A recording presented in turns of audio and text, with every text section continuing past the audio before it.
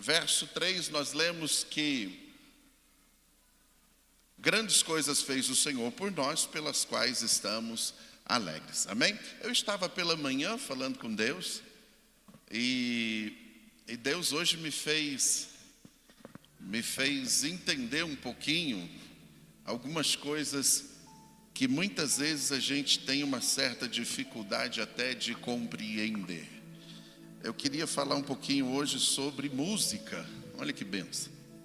Não é minha área cantar nem tocar, né, Paulinha? Mas vamos aprender um pouquinho aqui. Como o texto base para estes 3 momentos é o livro dos Salmos, é importante nós lembrarmos que Salmos, ele era a música para o povo judeu. Na verdade, não é aí um livro como os outros livros, e sim um hinário. O povo de Israel usava esses salmos. O livro todo compõe 150 salmos, isso é, 150 músicas, com as suas estrofes, a qual depois fora pela Septuaginta aí modificado a forma de escrita para estudo, para compreensão. Aí colocou lá números e dividiu em versículos, porém nós não chamamos de versículos, sim de versos, por ser música. Também vemos que o livro dos Salmos, isso é, os 150 salmos que compõem esse livro, ele a princípio era dividido em 5 volumes. Se nós pegarmos a Bíblia hebraica, se nós pegarmos um compêndio judaico e não para a igreja, nós veremos que esse livro, ele não é uma compilação de 150, e sim são 4 volumes, do Salmo de número 1 até o Salmo de número 41, nós vemos que esses hinos, essas músicas, elas têm aí a função de comparar a ação de Deus e a ação dos homens. Se nós pegarmos o segundo livro, oh glória, me ajuda no som aí, está tão diferente, aleluia, para ver se eu fico crente. No segundo compêndio desse livro de Salmos, que vai dos Salmos 42 até os 72, nós vemos que os compositores desses salmos, eles estão sempre falando sobre refúgio, sobre refrigério, sobre a forma de Deus guardar, a forma de Deus abençoar. No terceiro volume, que vai do 73 ao 89, está sempre citando aí sobre a proteção de Deus para com os homens, Deus sendo o nosso juiz, Deus sendo aquele que guarda, aquele que abençoa. No quarto volume, que é do 90 até o 106, há aí uma diversidade bastante nos assuntos, porém prevalece sempre a vingança de Deus e não humana. E no último compêndio aí, ou na divisão desses salmos, nós vemos que os compositores falam bastante sobre a herança de Deus, tratando e voltando para a questão dos filhos, e termina o volume falando sobre a adoração a Deus e tudo aquilo que tem fôlego, louve ao Senhor.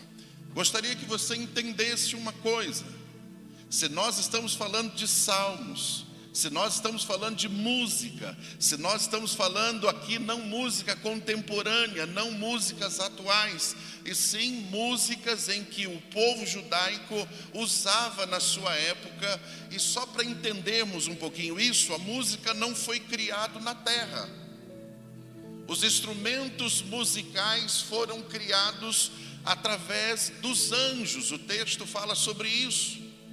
O texto diz que Deus criou em um anjo todos os instrumentos musicais, e o texto fala que ele era ali um dos regentes da adoração. Depois que houve toda a rebelião no céu, e aí começou-se na terra, então foram criados lá instrumentos musicais para a terra. Mas quando eu ouço uma música, A música, ela tem o poder, a melodia, ela tem o poder de passar da minha alma e entrar no meu espírito. Por ser uma composição do mundo espiritual, ela mexe muito com as pessoas. Não sei você, mas nesse tempo meio de política, a gente vê umas musiquinhas que tem hora que tem que pôr a mão na cabeça. Eu te repreendo em nome de Jesus, porque ela fica na cabeça. Outro dia eu estava em um ambiente, eu estava tocando uma música lá. Quando pensou que não, eu já estava cantando a música. Eu falei, sangue de Jesus, me ajuda aí. E aí eu tenho que ficar repreendendo essas coisas aí para ver se eu fico crente. Porque a música mexe. Ela mexe com a gente.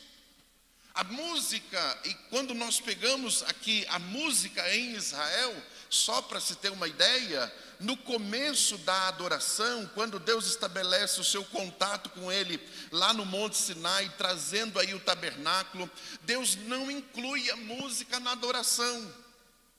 Deus inclui apenas rituais de sacrifícios, de ofertas. Deus não inclui essa questão. Quando Davi entra no trono, quando Davi vai restabelecer ali a sua comunhão plena com Deus, e ele vai construir o templo, e depois é impedido por Deus, mas ele faz praticamente tudo, apenas o seu filho é quem constrói e leva a fama de quem construiu, mas quem ordenou, quem planejou, quem fez tudo foi Davi, e ali que foi implantado a música na adoração. Até então não tinha. Então, quando nós pegamos esse livro dos Salmos, só para a gente entender onde que foi escrito esses Salmos.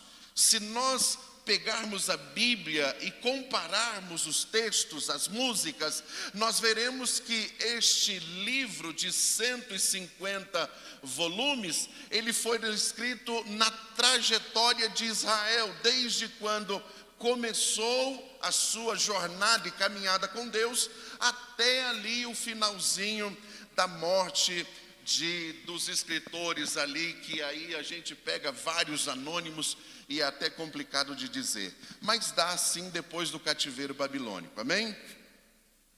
Se pegarmos aqui, por exemplo, Moisés escreveu o Salmo de número 90 no deserto. Davi escreveu 73 salmos, e não todo o livro inteiro. Outra coisa, Asaf escreveu 11 salmos, os 50 e dos 73 até o 83. E se eu pego a cronologia de Asaf, ele pega um pouco do reinado de Davi e também de Salomão.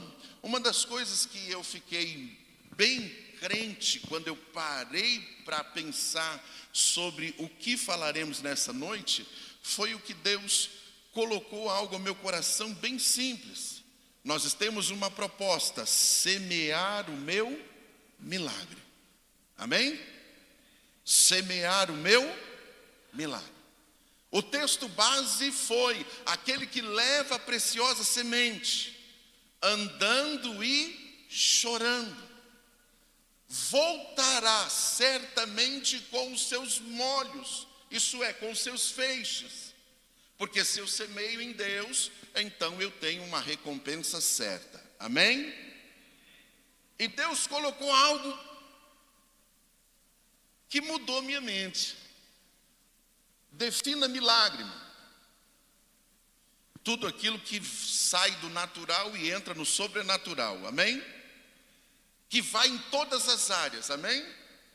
Área financeira, área sentimental, e todas as áreas. Milagres. Eu, antes de conhecer Jesus, sofri um acidente, dava aula de capoeira, agora não podia andar, tem 16 parafusos na bacia, a perna amarrada com arame, o médico disse que eu não podia passar de 80 quilos, passei pra caramba, estou tentando voltar, mas vou ficar crente. Não tinha como andar, a perna direita afinou da grossura do braço. Fui na igreja de mamãe, não era crente ainda, não gostava muito de crente. O pastor orou por mim, voltei a andar e ando até hoje. Contra todas as expectativas do médico. Não é um milagre? Sim ou não? Isso me leva para o céu? Já ganhei 5 carros. Não é um milagre? Isso me leva para o céu? Se eu receber qualquer tipo de milagre na minha vida, mantém a minha comunhão com Ele? Sim ou não? Eu vou ficar crente? Estou precisando cobrir um cheque lá de 1 milhão. Deus fez um milagre, cobriu o cheque. A comunhão com Ele é plena minha? Sim ou não? É, pastor, Ele fez um milagre, não fez? Deixa eu te explicar uma coisa. Tem pessoas que recebem bênção na terra, mas não é por causa dele. É porque alguém semeou por ele. Fruto de oração de pai, de mãe, de vó, de alguém que está à sua volta. Então eu ser abençoado por Deus não é um indicativo de eu estar em comunhão com Ele. Se o que eu faço prospera, não quer dizer necessariamente que a minha comunhão está plena. E aí Deus me fez parar para pensar sobre isso. Nós estamos numa proposta de semear milagres para colher bênçãos. Sim ou não? A questão aqui é, eu preciso definir essa questão de milagres.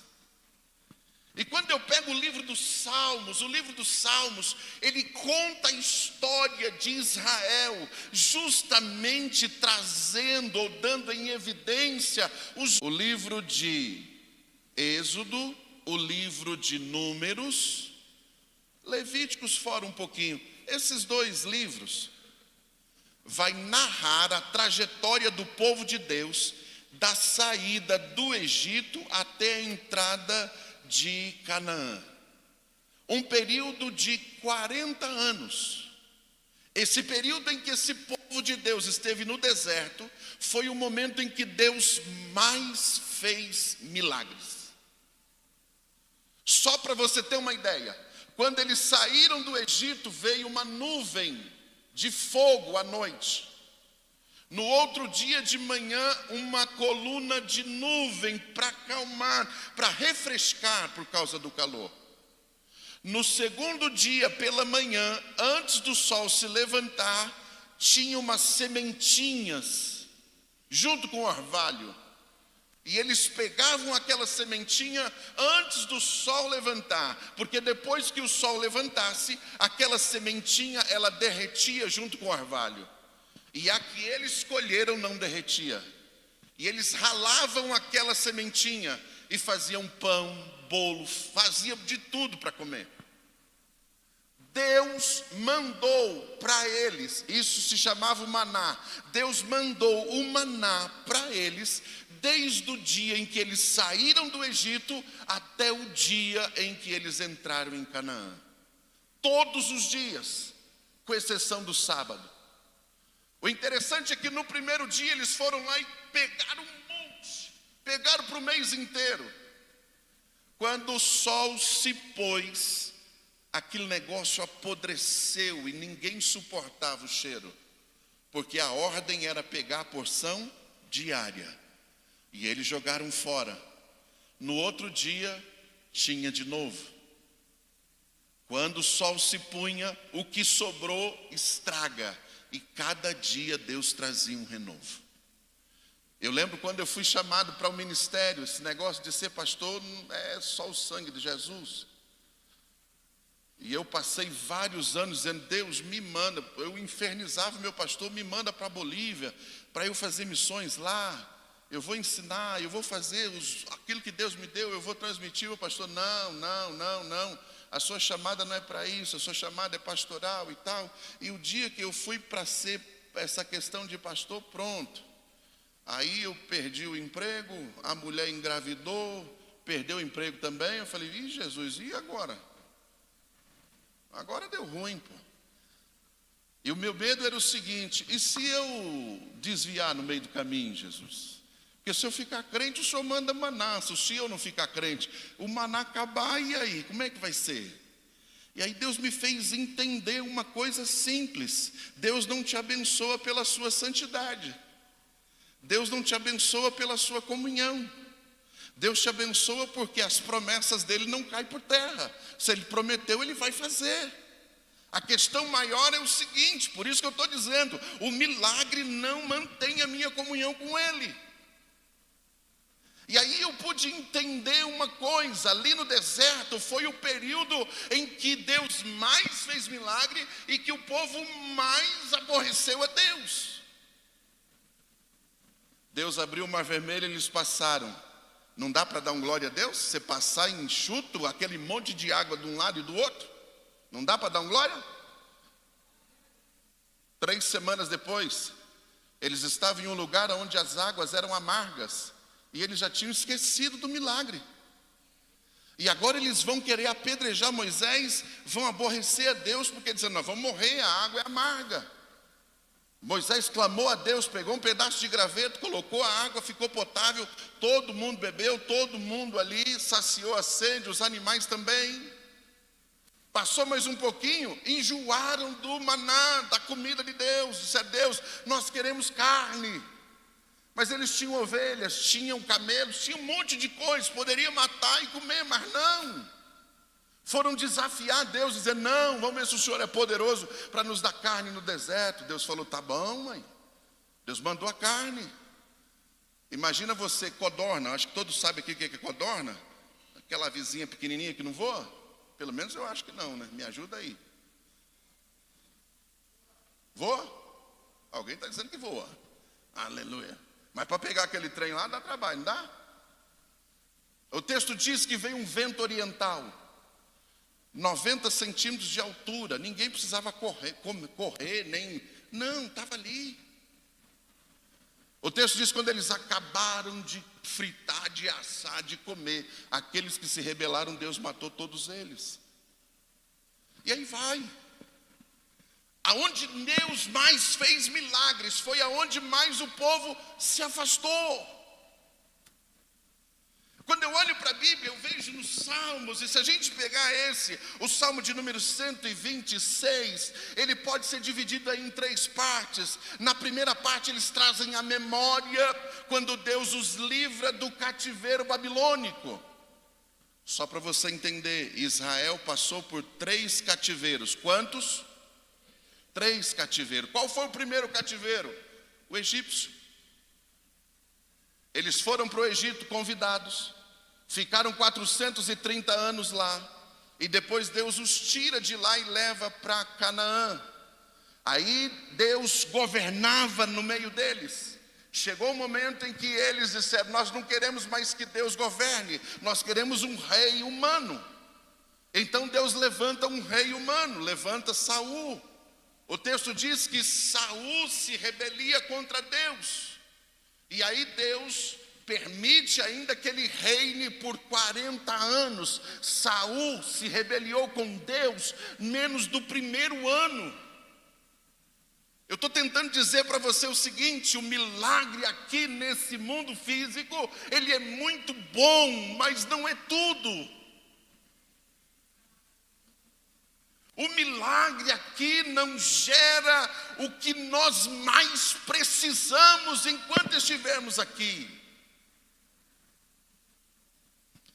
O texto diz que Deus levanta Davi, depois de Davi, Salomão.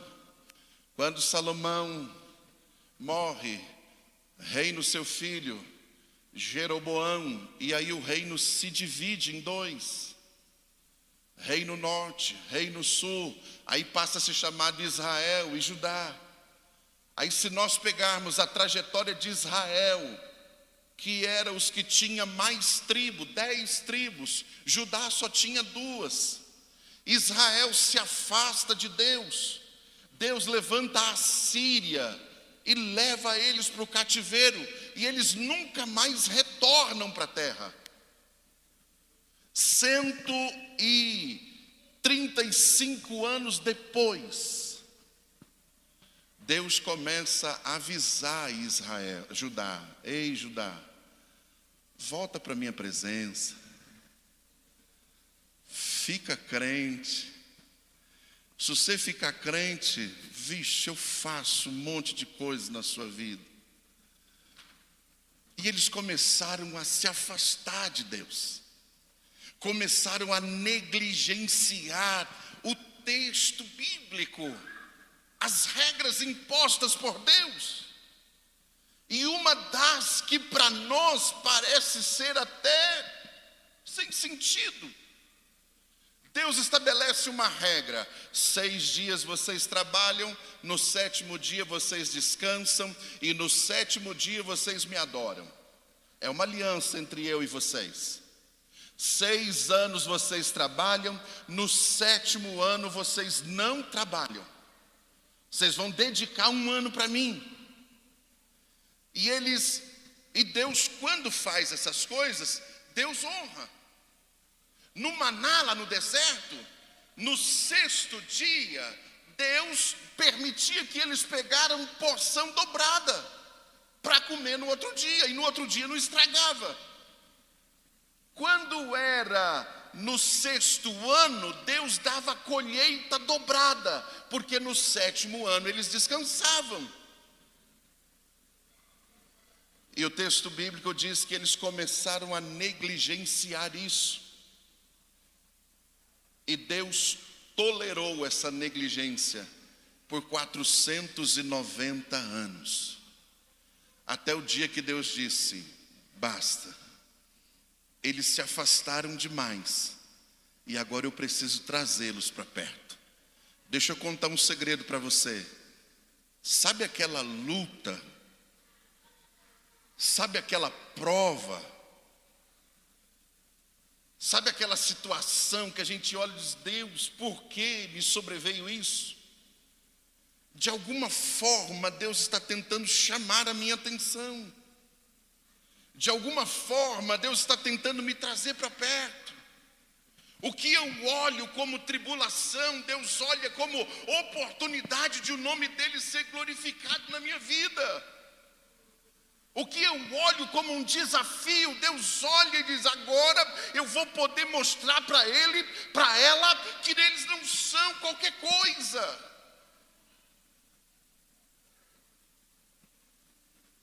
E aí Deus decide levá-los para o cativeiro. E aí Deus levanta Nabucodonosor. Isso é bem interessante. Antes de Deus fazer isso, Deus até muda a trajetória de Abacuque. Lembra de Abacuque? Abacuque era profeta, tinha que ministrar uma palavra de correção para o povo voltar. E Deus muda, e ele começa a orar e fala com Deus, diz: ei Deus, o Senhor não vai mudar essa situação desse povo não, esse povo não está crente. E Deus diz para ele: vou mudar sim, mas eu vou usar o ímpio para mudar. E aí Abacuque fica preocupado, diz: não, o Senhor não pode usar o ímpio, senão vai envergonhar o justo. E aí Deus responde para ele dizendo: não, eu vou usar o ímpio vai corrigir eles, e depois eu trato com o ímpio. Fica tranquilo, meu nome vai ser glorificado de todas as formas. Então ele louva a Deus. Deus levanta o profeta Isaías, antes de ir para o cativeiro. E Deus começa a falar: ei, tomem cuidado, tomem cuidado, tomem cuidado. Deus levanta o profeta Jeremias. Se você tiver a oportunidade de estudar um pouquinho da biografia dele, você vai ver, Jeremias foi o cara que na juventude, Deus escolhe ele. E Deus chega para ele, Vinícius, e diz: ei cabra, tá noivo? Tô. Oh Deus, pensa numa moça bonita. Ele diz: mas não é para tu não. Desmancha o noivado. Como assim? Desmancha o noivado. Seu ministério vai ser perrengue, rapaz. Como diz o carioca. Casamento não vai dar para tu não, desmancha esse negócio. E ele desmanchou. Foi um dos caras mais perseguidos. Por que ele foi perseguido? Porque ele dizia ao povo: ei, Deus vai destruir Jerusalém. Ei, Deus vai destruir o templo. E alguém dizia: Deus nunca vai destruir o seu povo. Deus nunca vai destruir a sua casa. Deus não faz isso. Deus não vai envergonhar a si mesmo. E aí perseguia o cara, jogava ele em calabouço, jogava ele. Eu lembro de uma vez, quem aqui tem passarinho na gaiola? Ele ficou na gaiola. Colocaram ele numa gaiola. Quando chegava no limite, Deus usava alguém para tirá-lo, para ele não morrer. até o dia que Deus levantou Nabucodonosor. Nabucodonosor invadiu Israel em 3 tempos. Na primeira vez que ele chegou lá em Jerusalém, ele pegou só os nobres, só os cabras de QI avançado, e levou para a Babilônia. Nesses estavam inclusos Daniel, Ananias, Misael e Azarias, mais comumente chamado pelos nomes que eles receberam lá: Beltesazar, qual que é o outro? Sedraque, Mesaque e Abidnego. Estou ficando velho, aleluia. Na segunda leva, 13 anos depois, Nabucodonosor, porque na primeira leva ele foi e colocou um rei lá para pagar imposto. O rei desviou, e não desviou contra Nabucodonosor, não, desviou contra Deus. Ele foi pedir auxílio para o Egito, para brigar numa guerra que não era do Egito. E aí foi levado cativeiro para o cativeiro egípcio de novo. Nabucodonosor vem e invade novamente Jerusalém. Agora leva as pessoas da cidade de Jerusalém. E aí vai nessa segunda leva Ezequiel, que depois se destaca lá na Babilônia. Passado depois, aleluia, mais 13 anos, primeiro 13, depois 17 anos, Nabucodonosor volta e agora destrói Jerusalém. E agora o povo está no cativeiro. Jeremias, antes disso acontecer, Deus dá a ele uma revelação, dizendo: eu estou tirando o meu povo da minha cidade, da minha presença, para que a terra descanse por 70 anos. Agora eles estão no cativeiro babilônico. E por que eu estou dizendo isso? Porque o livro dos Salmos, ele reporta todos esses acontecimentos. Se você pegar, por exemplo, o Salmo de número 137, trouxe Bíblia aí? Abre aí comigo. Hoje tem digital, abre aí. Salmo 137. Junto aos rios da Babilônia, ali nos assentamos e choramos, quando nos lembrávamos de Sião. Sobre o salgueiro que há no meio dela, penduramos nossas harpas, pois lá aquele que nos levaram cativo nos pediu uma canção, e os que nos destruíram, que os alegrássemos, dizendo: cantai-nos uma das canções de Sião. Como cantaremos a canção do Senhor em terra estranha? Ei, no cativeiro não dá para adorar. Deixa eu tentar trazer para você aquilo que Deus trouxe ao meu coração. Sião aqui representa a presença de Deus. O cativeiro babilônico representa a ausência da presença de Deus. E eu estou ficando gago. Agora eles estão lá no cativeiro babilônico. Ele diz: como é que nós vamos cantar?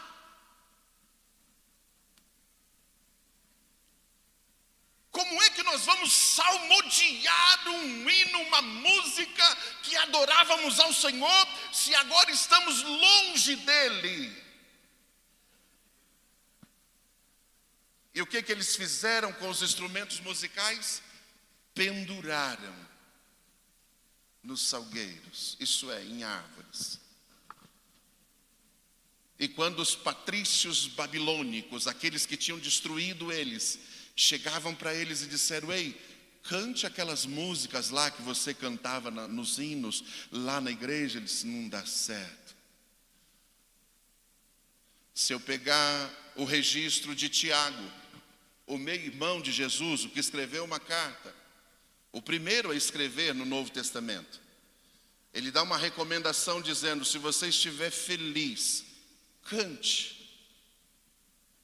Se você estiver triste, ore. Se você estiver enfermo, chame os presbíteros da igreja, isso é, os anciãos, isso é, aquele que não é neófito. Eles vão te ouvir, eles vão orar por você. E se tiver cometido pecados, lhes serão perdoados. Eles vão ungir vocês com um óleo, e a oração da fé levantará o doente. Quando eu olho para a Bíblia, eu vejo que no cativeiro babilônico, lá, eles estavam em terra estranha. Fala diferente. Não podiam adorar. Não podiam oferecer a Deus os seus sacrifícios. Mas Deus sempre levanta uns valentes. E eu olho para o cativeiro babilônico, eu vejo Deus levantando Daniel lá no palácio, vejo Deus levantando os seus amigos para enfrentar uma ordem real, dizendo: não vamos joelhar não, nós vamos ficar aqui de pé. Se o Senhor quiser nos matar, a gente morre, mas vamos morrer por causa do reino. Depois Deus exalta eles. A gente vê Ezequiel sendo usado por Deus. E uma das coisas que só se eu for estudar a Bíblia mesmo para entender, senão não vou, é Esdras. Eu só vou conhecer Esdras lá no livro de Neemias e no livro que leva o seu nome. Esdras, no cativeiro babilônico, ele fez do panteão. O que era um panteão? Era um salão cheio de estátuas das divindades mais importantes do império. Ele foi no panteão babilônico, tirou todas as estátuas e começaram a levar as suas almofadinhas. E eles começaram a levar as porções dos pergaminhos que eles tinham. E Esdras estabeleceu lá no cativeiro babilônico o que ficou conhecido em Israel e que nós conhecemos hoje por causa de alguns relatos de Jesus neste ambiente, que é a sinagoga. A sinagoga não é um templo, a sinagoga foi estabelecida por Esdras lá no cativeiro babilônico, que era um lugar para adoração, que era um lugar para oração. Eles dobravam o joelho e vinha os escribas, os estudiosos, e Esdras se tornou um desses estudiosos e ensinava as escrituras sagradas. E o que me chama a atenção é que quando Esdras volta para Jerusalém, depois do cativeiro babilônico, ele forma em Jerusalém o Sinédrio, que hoje é conhecido no nosso meio como Fórum.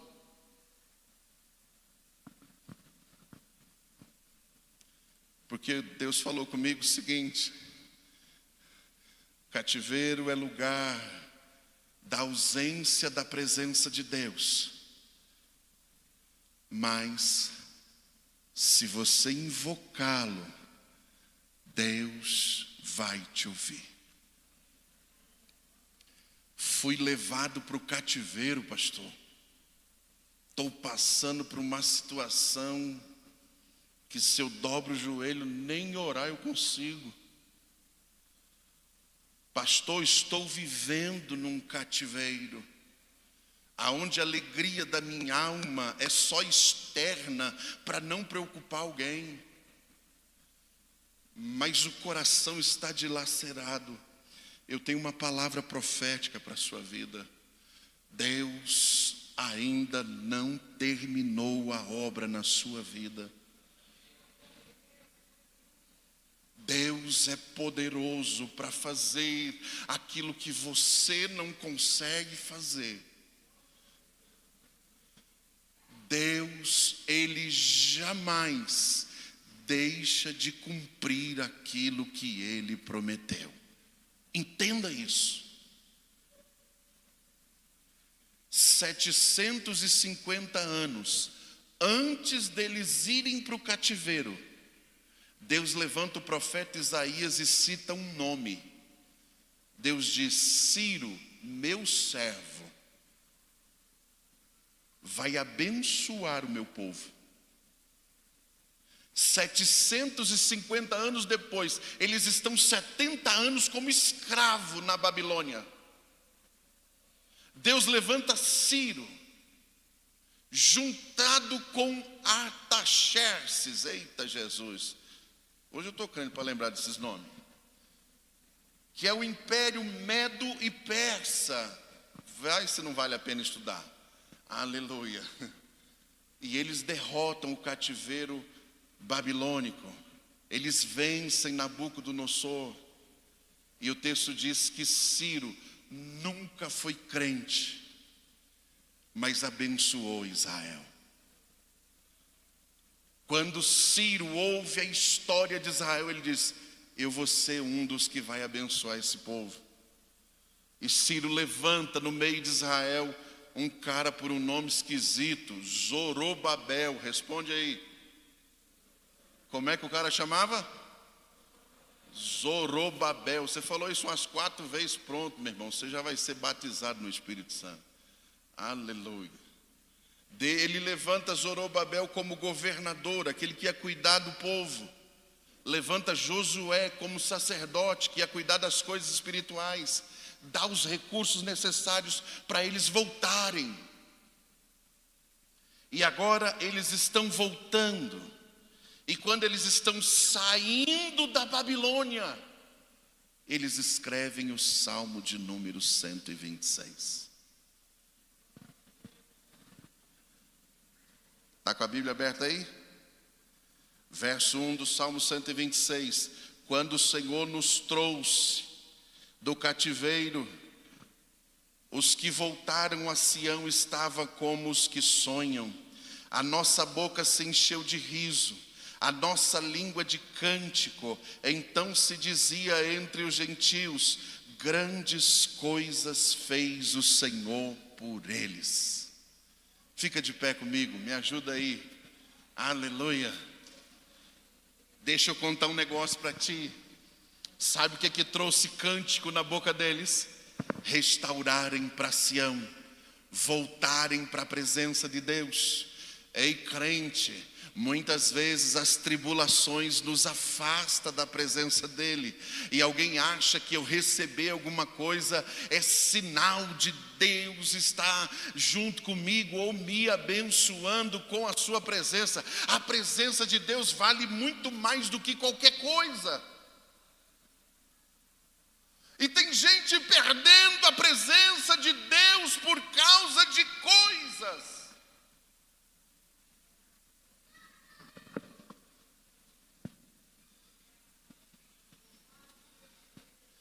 Irmã Micaela está por aí?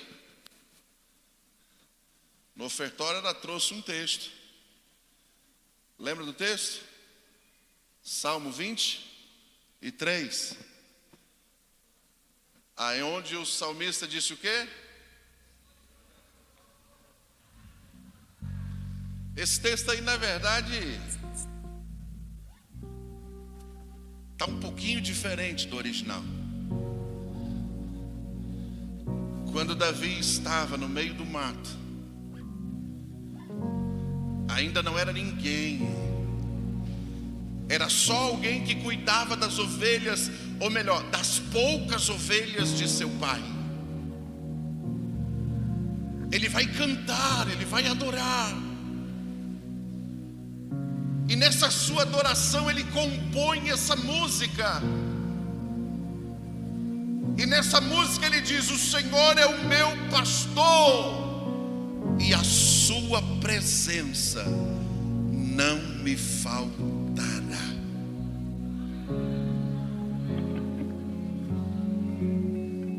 Porque pode me faltar coisas, pode me faltar pessoas, pode me faltar conforto, pode me faltar qualquer coisa desta vida, só não pode faltar a presença dEle.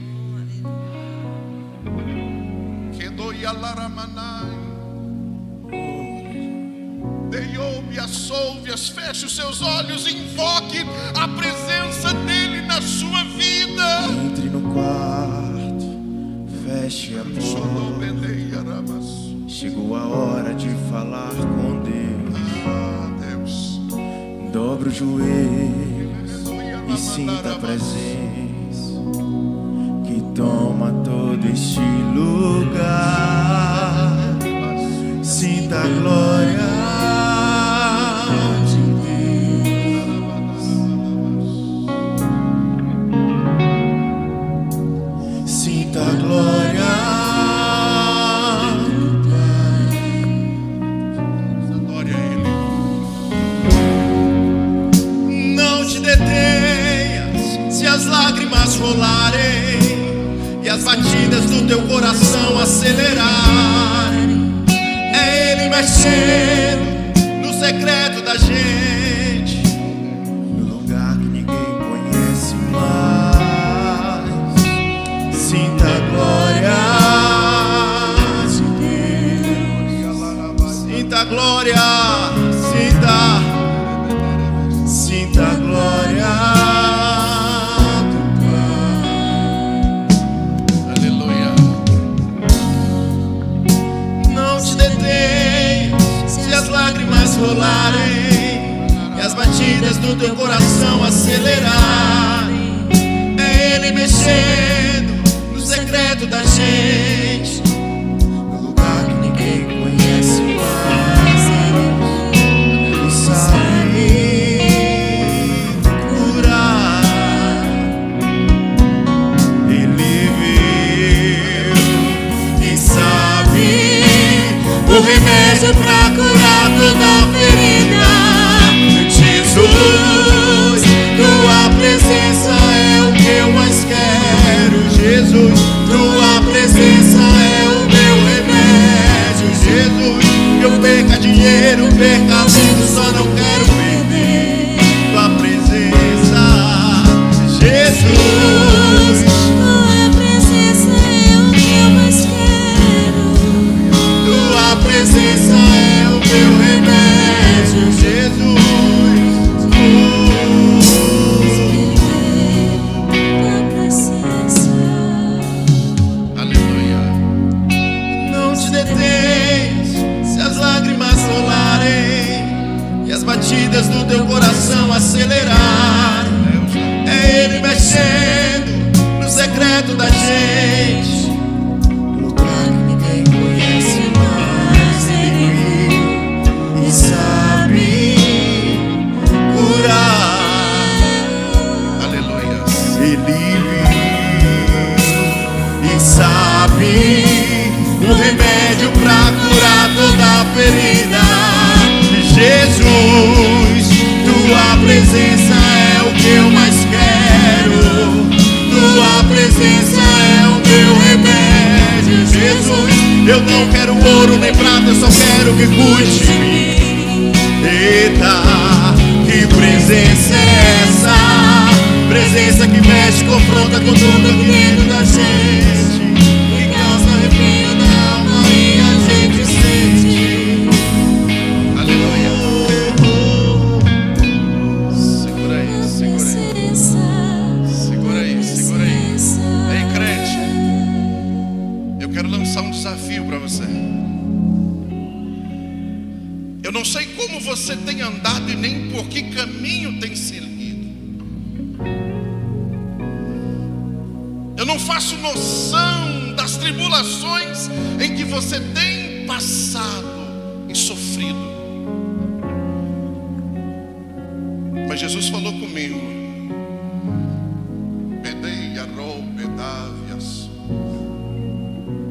Você tem coragem de sair do seu lugar?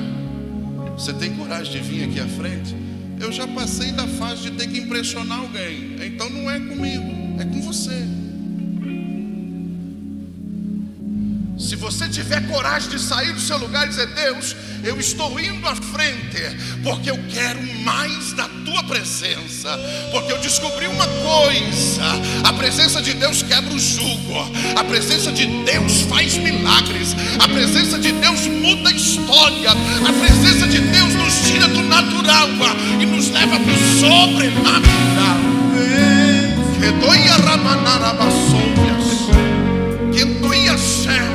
Se quiser sentir algo da parte de Deus, se você quer viver algo da parte de Deus, então sai do seu lugar.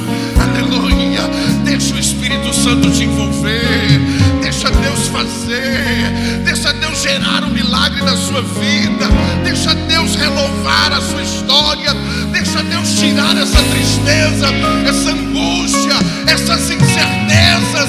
Deixa Deus fazer. Aleluia. Tua presença é o que eu mais quero. Tua presença é o meu remédio, Jesus. Eu não quero ouro nem prata, eu só quero que cuide de mim. Eita, que presença é essa? Presença que mexe, confronta com tudo aqui dentro da gente, que causa arrepio na alma e a gente sente. Que eu perca dinheiro, amigo, só não posso perder tua presença, tua presença, tua presença, tua presença. Não posso perder O Espírito de Deus. Estenda a sua mão assim, ó. Estenda ela assim. Eu tô crente hoje. Eu tô sentindo a graça de Deus aqui neste lugar. A presença dele é real, aleluia. Eita, Deus da glória. Parece que vejo Deus quebrando laços, desatando nós. Escuta aí. Enquanto você adora, Deus gera milagres. Enquanto você adora, Deus faz, Deus trabalha. Ele está trabalhando na sua vida. Ele está trabalhando no seu relacionamento. Ele está trabalhando na sua história. Ele está trabalhando, aleluia, nas suas finanças. Então apenas adore, adore, adore, adore. Oh, glória! Ah, Deus da glória! Porque eu tenho a estranha sensação de Deus se levantar do trono, inclinar os seus ouvidos para ouvir o seu clamor. Ah, Jesus. Faço tudo, mas vem novamente. Eu mergulho na minha ardente, mas peço que tua presença aumente.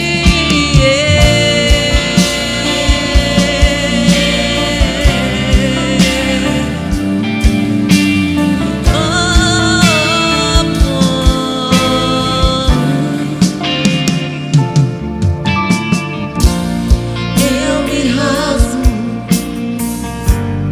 por inteiro, faço tudo, mas vem novamente.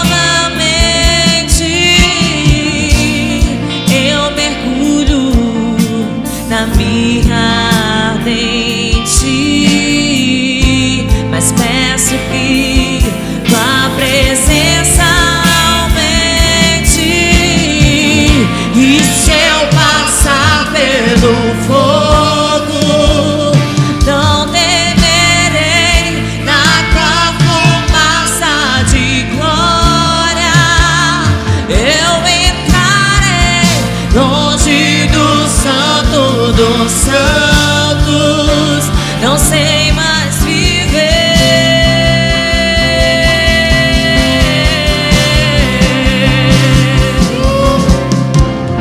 E se eu passar pelo fogo, não temerei, na tua fumaça de glória eu entrarei longe do santo dos santos.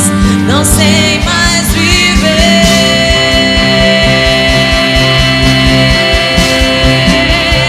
Quem já pisou no santo dos santos, em outro lugar, não sabe viver. E onde estiver,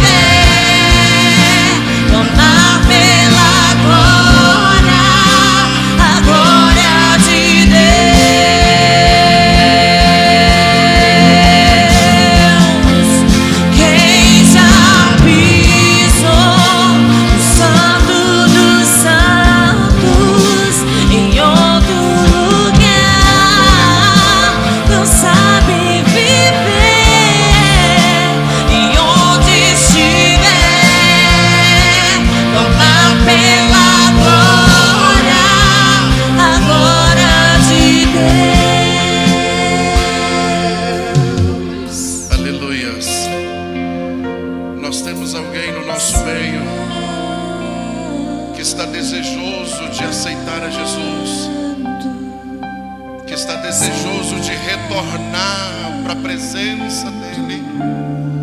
Se tivermos, levanta sua mão sim.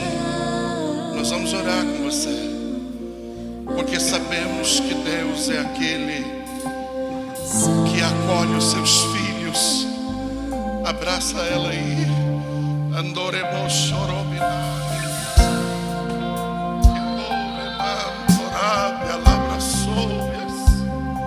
Se você conseguir se sentir o que eu estou sentindo aqui, aleluia. A garganta parece que dá um nó. Dá uma vontade de sair pulando. Eita Deus, se você conseguisse visualizar o que Deus está fazendo enquanto você adora, porque enquanto você adora, Ele visita a sua casa. Enquanto você adora, Ele visita a sua vida. Enquanto você adora, Ele vai quebrando jugo, desfazendo laços, quebrando arcos. Aleluia. Porque o texto diz que Ele não resiste um coração aquebrantado. Ah, Deus.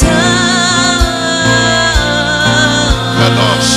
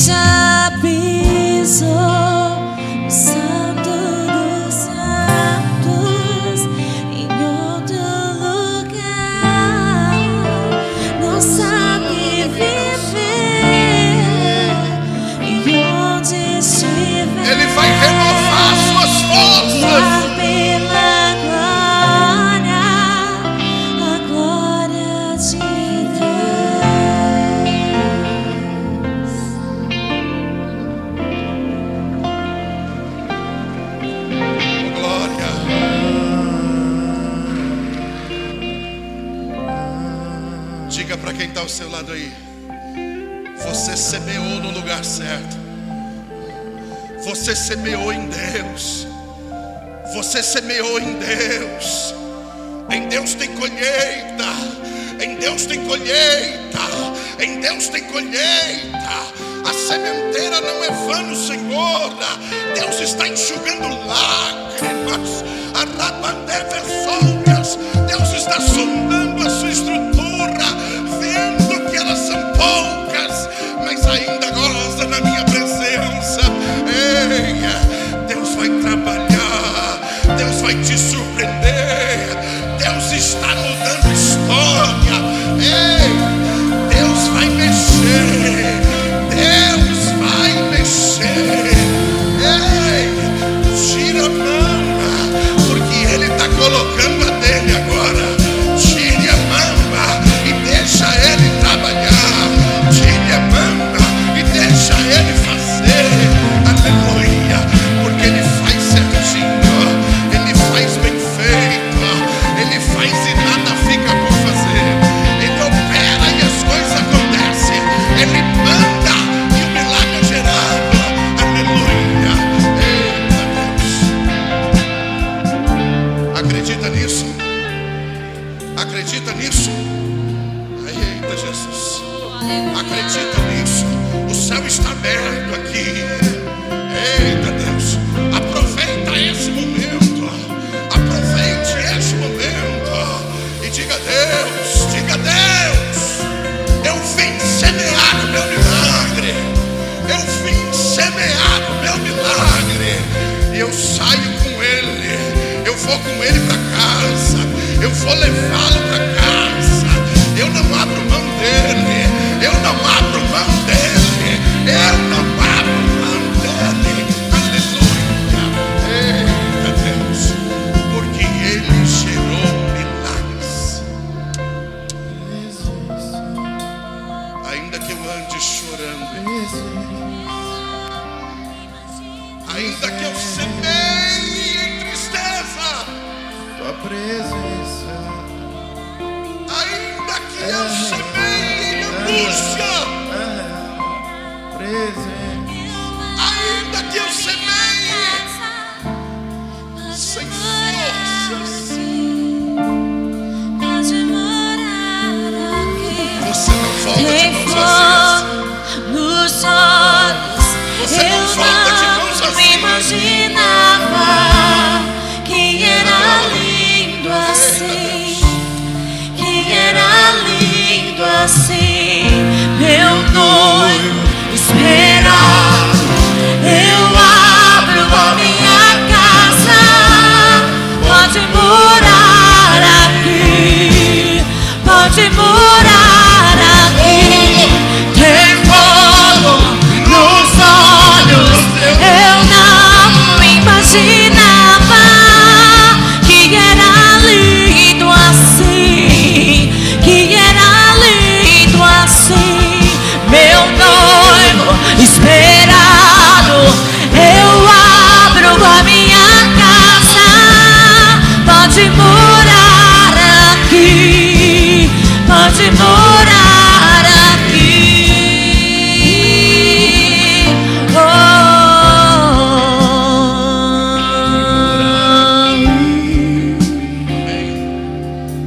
Feche a sua mão aí, feche ela, declare para os céus,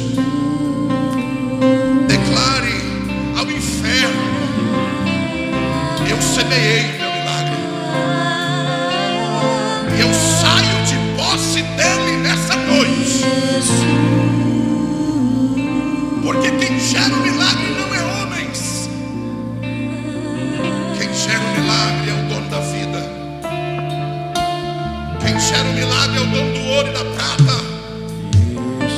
quem gera o milagre fere e também sara, quem gera o milagre transforma vidas, quem gera o milagre restitui, quem gera milagres é poderoso para gerar saúde. Então toma posse do seu milagre, toma posse nesta noite, porque Deus fez algo sobrenatural na sua vida. Amém? Aplauda Jesus aí. Pode retornar para o seu lugar. Aleluia.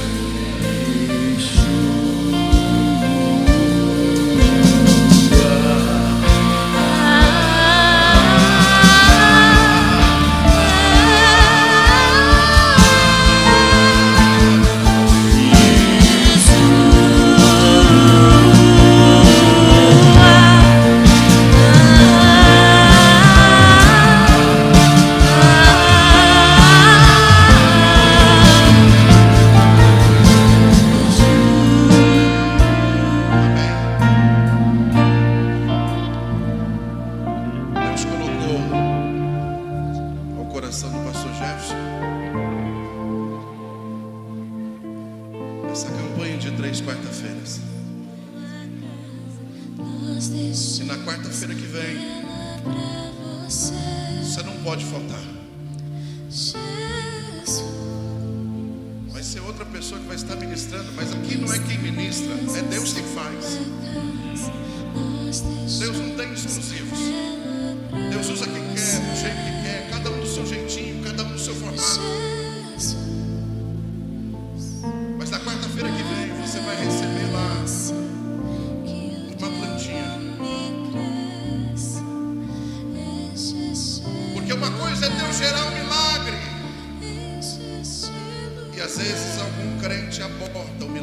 Deus, gente.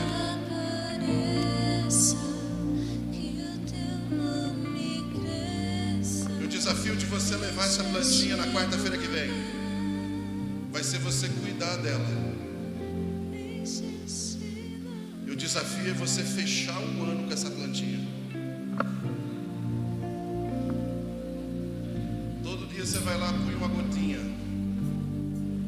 Se precisar tirar um matinho, você tira. E todas as vezes que você cuidar dessa plantinha, você vai ter em mente uma coisa: eu semeei o meu milagre e ele está sendo gerado. Eu estou cuidando do meu milagre. O meu milagre vai me honrar. O meu milagre vai mudar a minha situação, vai mudar a minha história. O meu milagre vai tirar eu lá do cativeiro, aonde eu não queria adorar, aonde eu não queria cantar.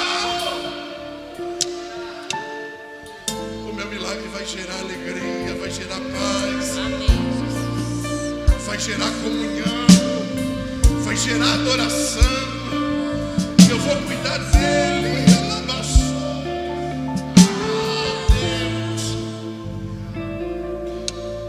Amém. Eu preciso parar. Eu tenho um probleminha com o horário.